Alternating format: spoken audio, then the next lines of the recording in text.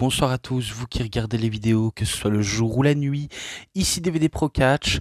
Et oui, je sais, j'ai pas trop forcément sorti de vidéos concernant sur les DVD de catch, et pourtant, ben, je décide d'en m'attaquer une pour cette semaine-ci, vu comment le samedi 28 février, je serai présent pour Bodyzoy Wrestling New Blood avec mon cher compère Adrien et auquel ben, je vais sûrement croiser quelques personnes connaissables ou encore Made in Catch.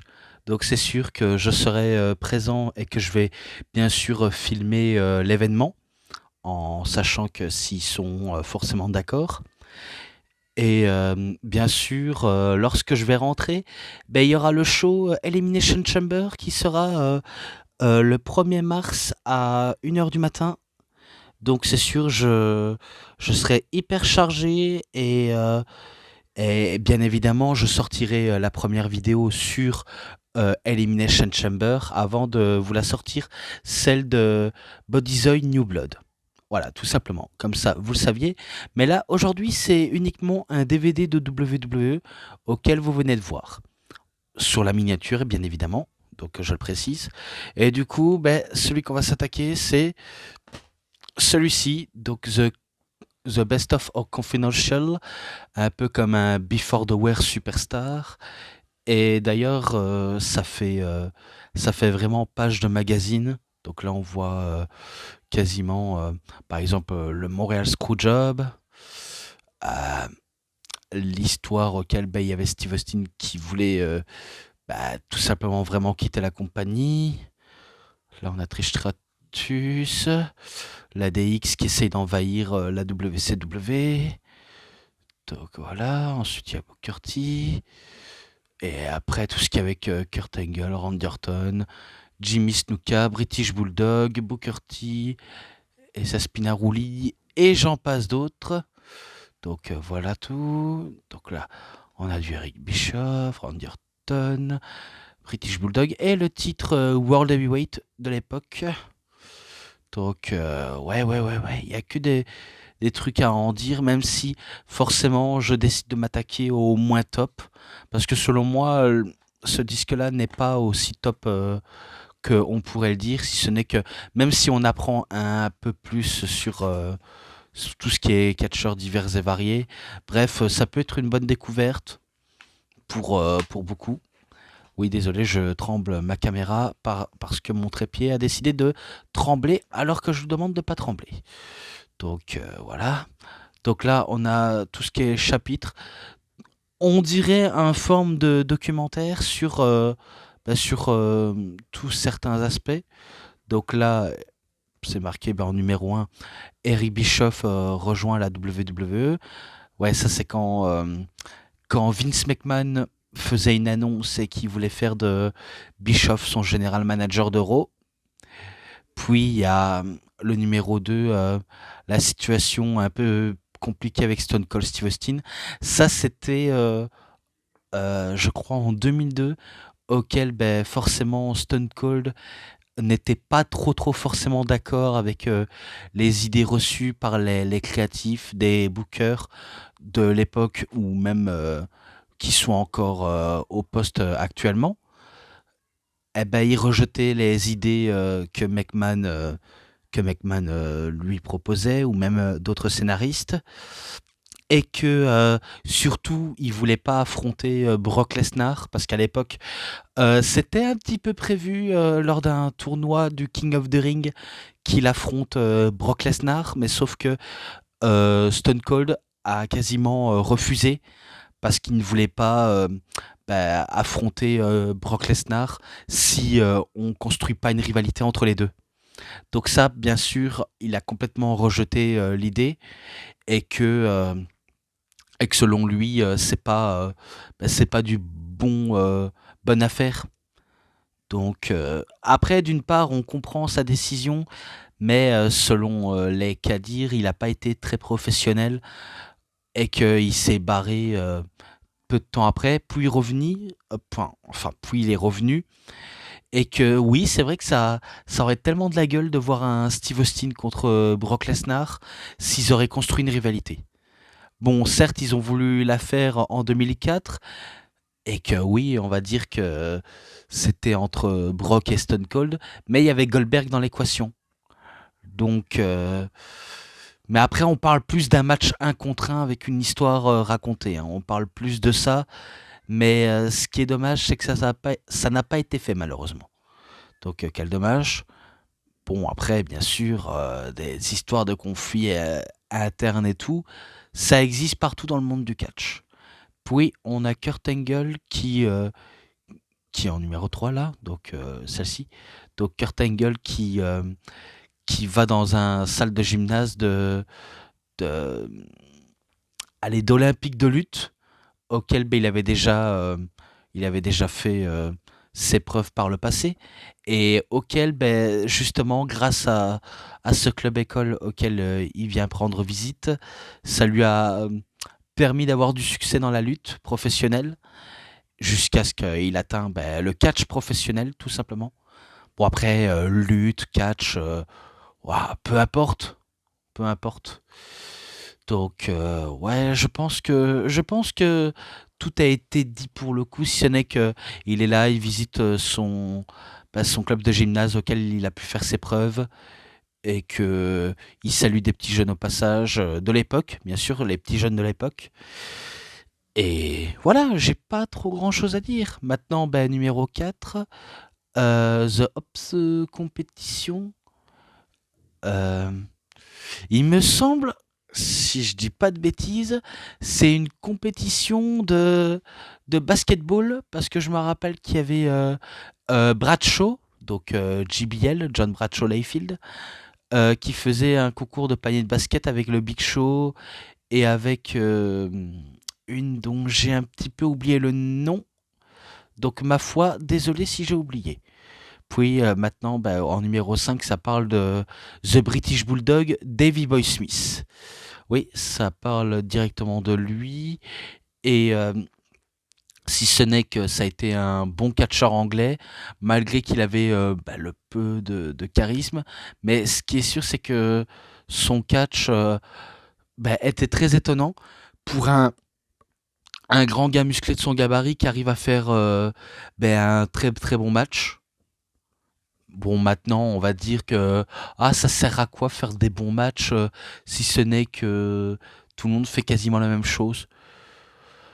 Ça, c'est le problème de l'époque actuelle, mais bon, moi, je préfère quand les personnes bossent bien sur le ring tout en essayant de raconter une histoire. Parce que maintenant, tu en as qui font bah, des flips, des flops et tout ça, j'en passe d'autres. C'est vrai que ça ne passe pas forcément trop, trop dans l'équation, quoi. Mais bon, je digresse dans tout ça, si ce n'est que voilà, ça a raconté un peu la petite histoire sur Davey Boy Smith. Et maintenant, ben, en numéro 6, c'est Jimmy Superfly Snuka.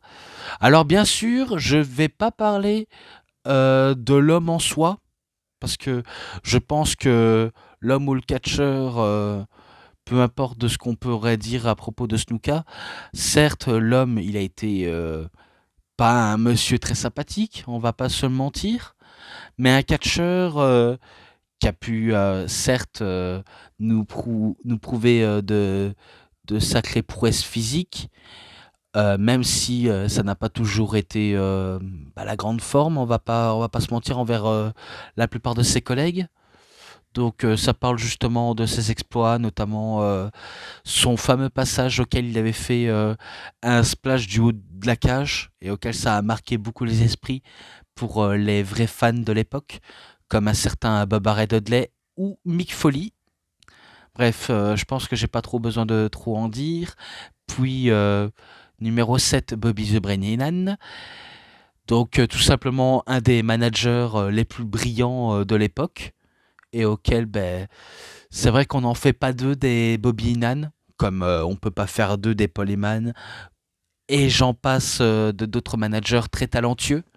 Parce que oui, il faut savoir que Paul Heyman, avant d'être promoteur ou être le soi-disant avocat de, bah, de Brock Lesnar, Et j'en passe d'autres, des Roman Reigns et Seth Rollins, Braun Breaker, Bronson Reed, Austin Theory ou Logan Paul, j'en passe des noms.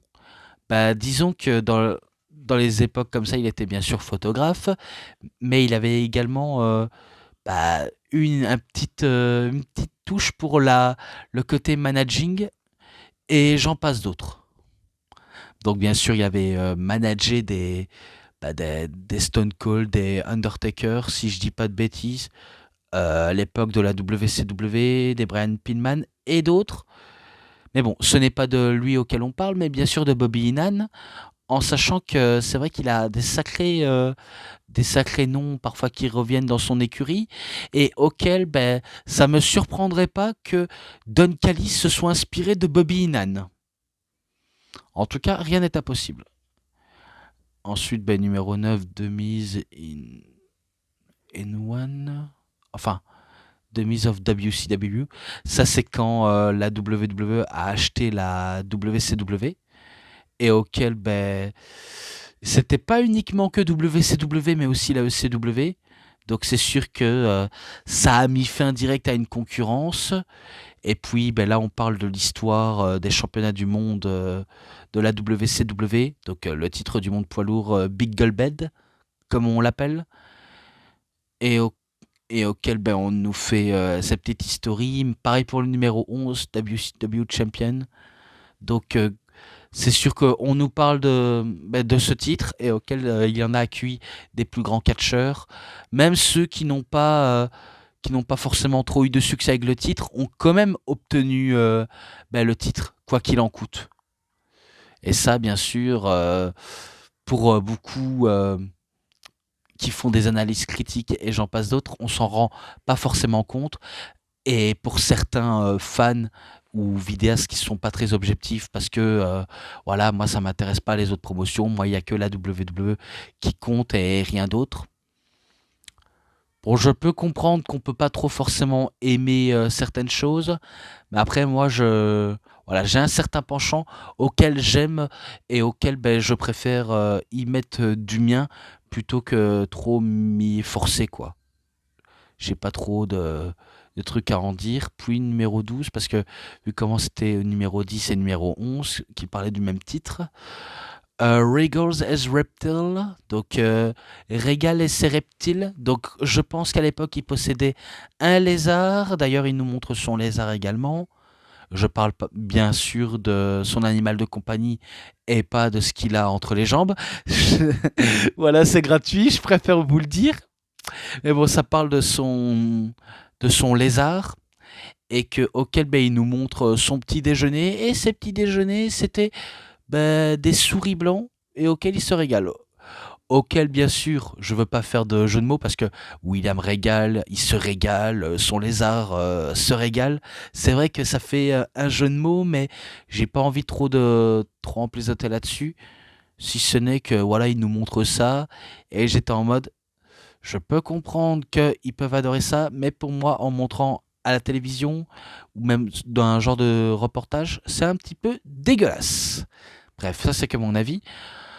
Numéro 13, ben, Trish Stratus, qui nous montre sa maison. Donc elle nous montre sa fameuse domaine de la Stratus Faction, comme on pourrait s'y attendre. Donc oui, on n'apprend pas trop forcément grand-chose, si ce n'est que voilà, on nous montre sa magnifique maison, tout simplement. Puis numéro 14, ben, la génération of Hortons, donc troisième génération des Hortons. Bien sûr, il y a le grand-père et le père de Randy Orton, et également l'oncle de Randy Orton, et justement le fils, ben, Randy Orton, tout simplement.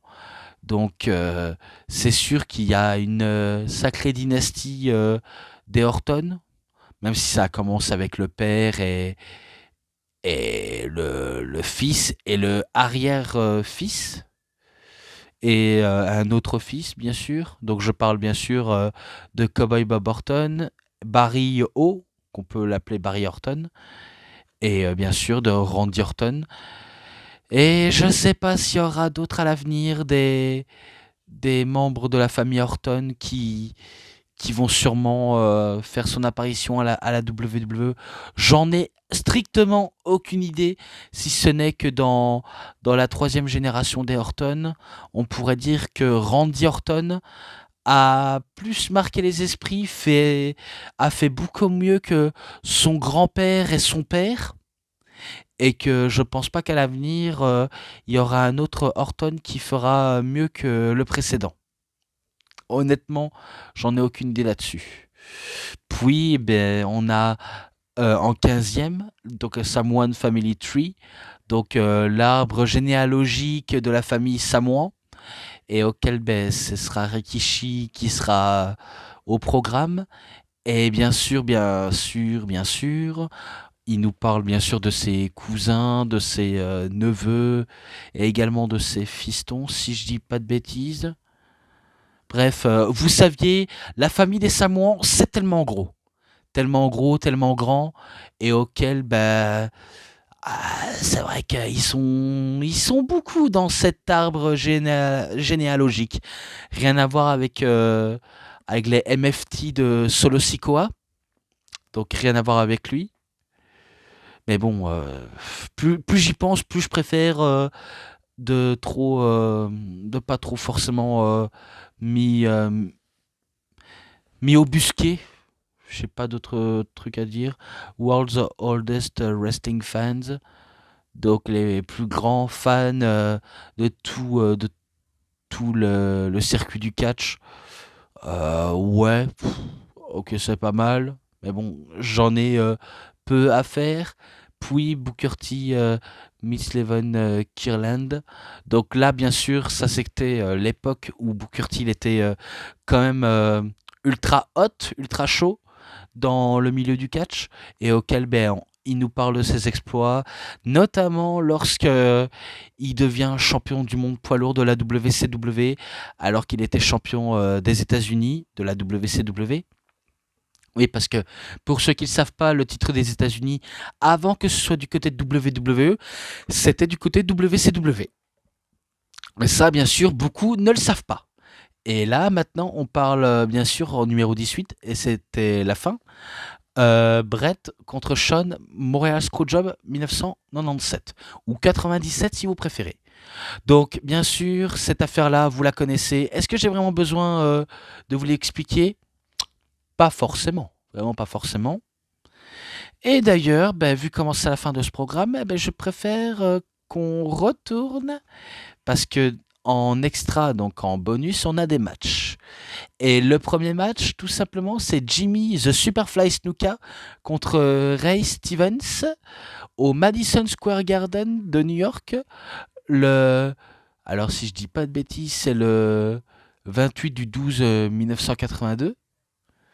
Donc le 28 décembre en 82, et auquel ben c'est pas dans ce match-là auquel on va avoir un match en cage. Au contraire, non, c'est juste une confrontation très solide entre Snuka et Ray Stevens, et auquel ben bien sûr ce match, j'ai vraiment un petit peu besoin de le spoiler, c'est victoire de Jimmy Snuka qui bat Ray Stevens, et auquel ce match-là, je lui mets, allez, pour le coup, un 3,50. Voilà, j'ai pas trop grand chose à trop en dire. Et auquel ben, j'en reste un petit peu sur ma faim. Là, maintenant, bah, c'est The British Bulldog Davey Boy Smith contre Bret The Hitman Hart lors d'un match intercontinental au SummerSlam qui s'était déroulé à Wembley, à Londres, enfin, ouais, à Wembley en Angleterre, le 29 du 8 1992, ou 1992 si vous préférez. Et oui, je sais, par contre, ça commence à s'assombrir. Peut-être que je mets le flash, peut-être que ça irait bien. Ah ben non. Malheureusement, je suis un peu bloqué. Mais bon, je vais essayer de faire vite. Alors ce match-là, je sais que je l'avais déjà beaucoup cité, et auquel c'est un des meilleurs de la carrière de Bret Hart et de British Bulldog. Et auquel ben, c'était génial ce match-là, c'était vraiment génial. Si ce n'est que même si le Bulldog était chez lui, on sentait qu'il était quasiment paumé. Pardonnez-moi, il était quasiment paumé. et que c'est Bret qui a dû assurer le match pour que Davey Boy Smith soit à la hauteur de l'événement. Et du coup, il a fait ce qu'il fallait faire, tout simplement.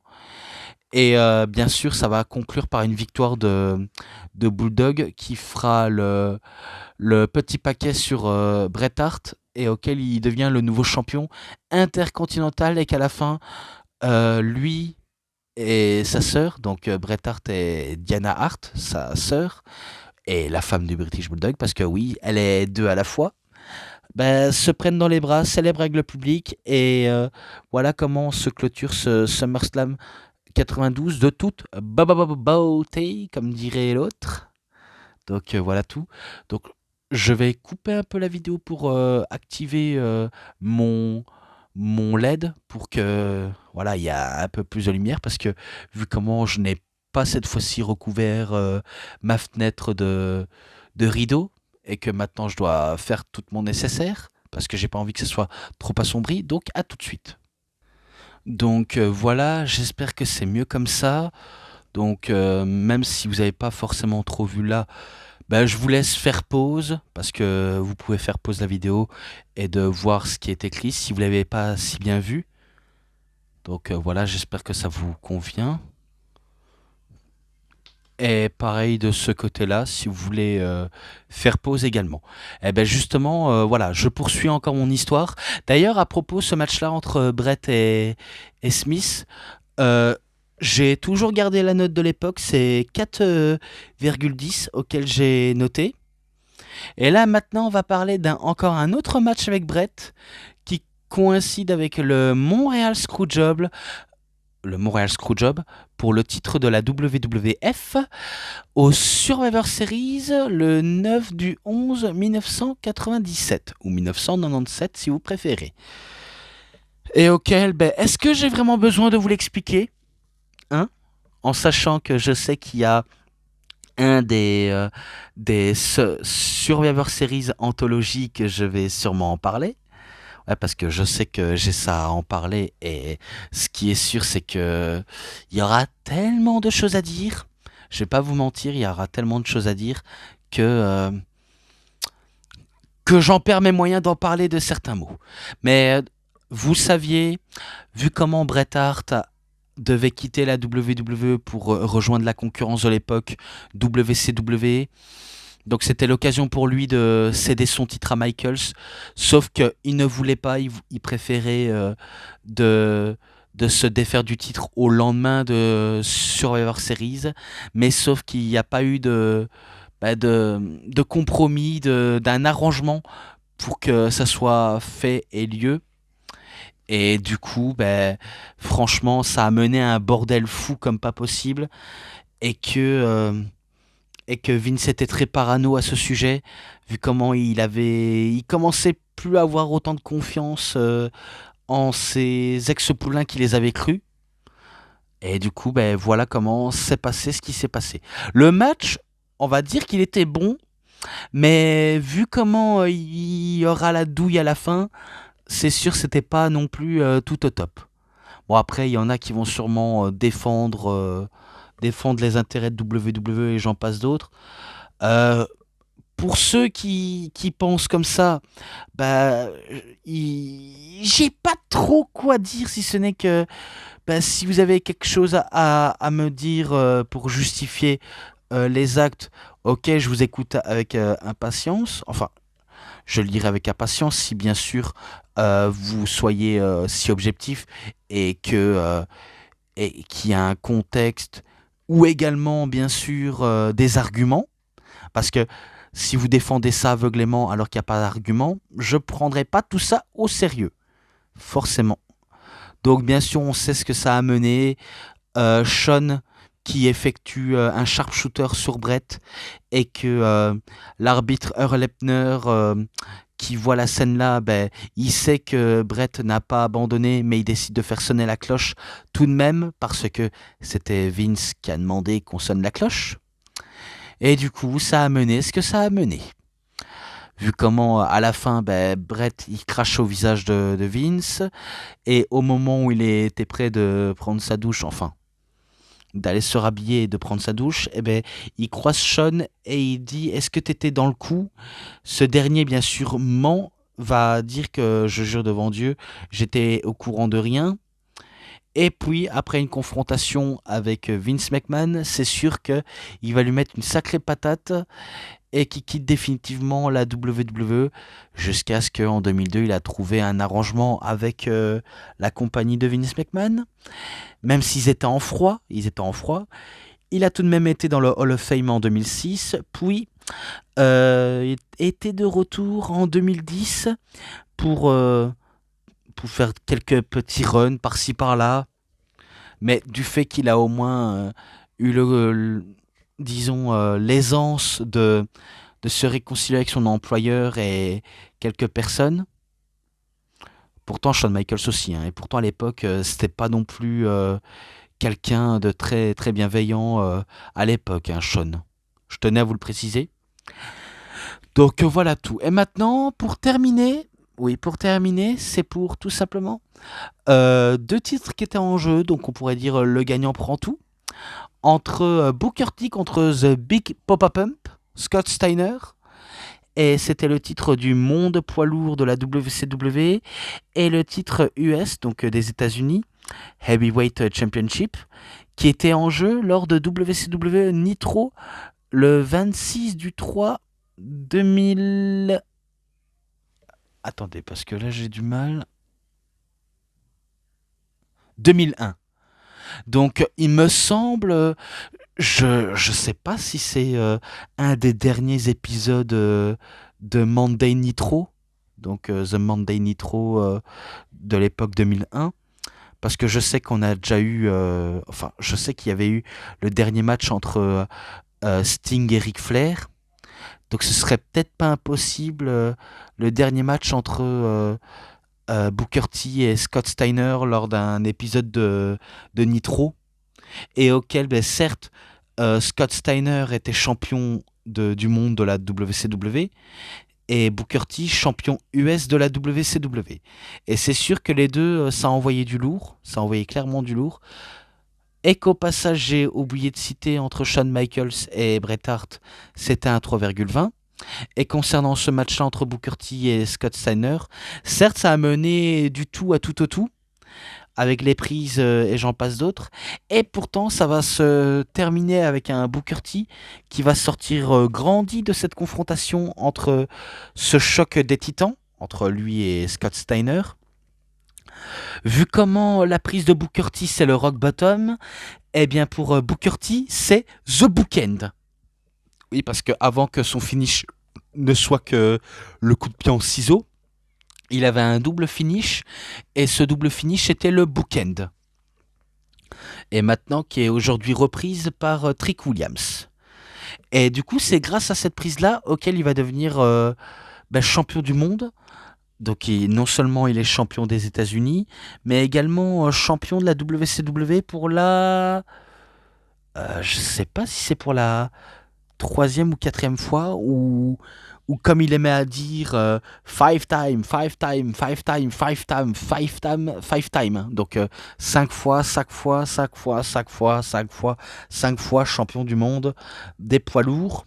Il me semble que c'est ça, hein, vu comment il aimait bien rajouter ce genre de petit slogan à lui. Donc 5 fois, 5 fois. Donc ouais, c'est Booker T qui devient double champion. Et ce match-là, c'est un 4,20. Alors oui, je sais, c'est un peu haut comme note, mais vu comment on a comment dire, deux mecs surpuissants, l'un qui a des muscles très assaillants, les plus gros bras de l'univers, et l'autre, un des combattants qui est, on va dire, très divertissant, comme un mec de la street. Disons qu'on pourrait dire une version noire de The Rock, mais un peu plus chaud. Si ce n'est que The Rock, c'est l'électricité, et ben Booker T, c'est le feu. Voilà, tout simplement, je pense que j'en ai assez tout dit. Si ce n'est que voilà, je pense que en ai terminé. Et que maintenant je dois conclure cette vidéo. Mais avant qu'on parte, bien sûr, il faut que je vous montre quelque chose, comme d'habitude. Donc voilà, tout simplement. Donc, si vous voulez mon avis, ben, le reportage, les matchs et l'ensemble, allez, je mets 3,5. 3,5, mais sans plus. Voilà, tout simplement. Et bien sûr, avant de partir, oui, avant de partir, ben, je vais vous montrer quelque chose. Et ce quelque chose, oui, je sais, j'ai encore fait des folies. Pourtant, je dis que j'arrête, mais ça devient quasiment une addiction. Je suis accro, malheureusement. Eh bien, je vous le montre. Donc oui, encore des DVD de catch. Et justement, en parlant de ça, ben, on a The World Best of World Catch, je crois que c'est ça. World Best of Catch. Alors, je sais pas si c'est des matchs complets ou des allez, je sais pas comment dire, des vidéos cryptées et tout, mais je sais pas à quoi il vaut, mais si ça se trouve, ça demeure très bien dans ma collection de petits CD comme ça. Donc voilà tout. Ensuite, ben, ah ben tiens déjà, un qui n'est pas en version européen, donc Action, WWF Action. Il faut que je me le trouve en version Silver Vision pâle, parce que alors, il faut savoir, c'est que ce DVD-là, je ne le voulais pas pour autant. J'avais préféré prendre 3 DVD, mais vu comment il a décidé, allez, en cadeau, je te donne ça, parce que je ne sais pas lire le CD, et toi, sûrement, tu sauras peut-être lire le CD. Non, je ne sais plus lire les DVD en zone 1, vu comment mon ordinateur me fait la gueule et refuse de lire à tout les DVD sur ça. Mais bon, c'est un peu dommage, un peu dommage pour autant. Donc voilà. Et là, ben, puisque j'ai le DVD sur les Hardy Boys 8 of 8 que j'ai trouvé maintenant en version européen et que j'ai aussi Tristratus Stratus Faction, et ben maintenant j'ai du Lita It's Just Feels Right, auquel ben, il a l'air intéressant. Ouais, il a l'air très intéressant. Il me manque également Lita et Tristratus, meilleur ami et meilleur ennemi, si je dis pas de bêtises. Donc il me manque ça. Comme bien sûr, il me manque le coffret sur Scott Hall, Razor Ramon. Et un dernier Dogan de la TNA. Bien sûr, tout ce qui est DVD de Samoa Joe, Christopher Daniels, Raven, The Monstre Abyss et j'en passe d'autres. Donc ça, il m'en manque. Et là, ben, j'ai du André le Géant. Il me manque bien sûr celle du reportage qui avait été transmis sur HBO Max. Oui, il me semble que c'est ça. Mais il y a aussi une cassette VHS de André le Géant que j'aimerais bien posséder. Maintenant, est-ce qu'il a été vendu? J'en ai aucune idée. Vraiment, j'en ai vraiment aucune idée. Donc voilà tout. Ah tiens, ben, on a justement du Bobby Heenan. Donc oui, en parlant de Bobby Heenan, eh ben, j'ai le DVD sur sa carrière en tant que manager et peut-être en tant que catcheur, bien évidemment. J'imagine que ça a l'air intéressant à voir. Là, bah, oui, je pioche un peu.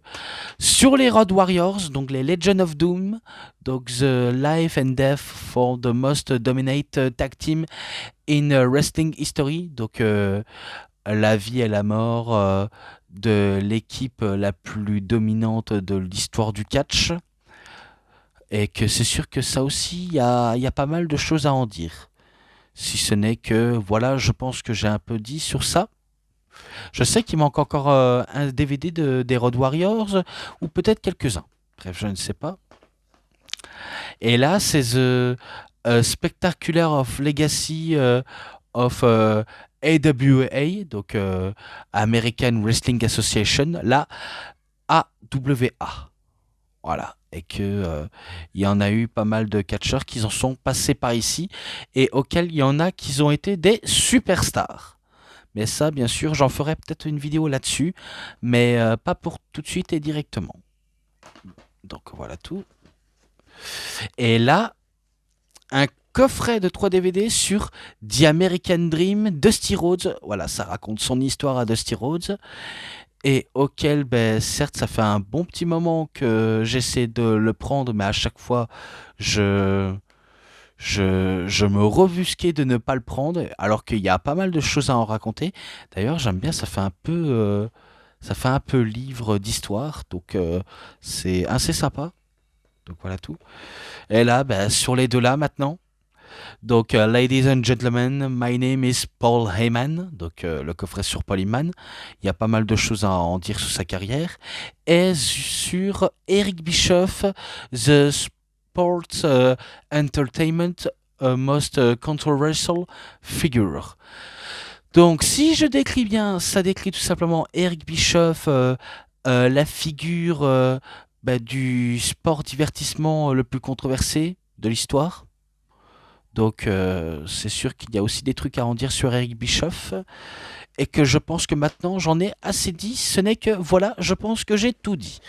Donc ceci va rejoindre mon étagère avec mes Funko Pop pour bien sûr en visionner si j'ai bien sûr le temps. Voilà tout.